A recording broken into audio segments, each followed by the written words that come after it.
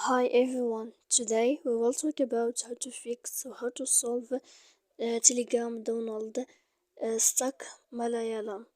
To know how to fix or how to solve Telegram Donald stuck malayalam, you should just go to settings like this. We will click.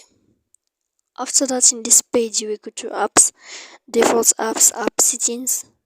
When you will see this list, you will go down to find the application of Telegram and you will enter. Then in this page here you will go to click for stop. When you will end this, you will enter to storage.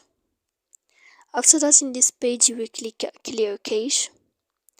Then you will go to click manage storage. And when you will end all this, you can turn off your Wi-Fi. So please don't forget to support us by like and subscribe. See you next time in another video.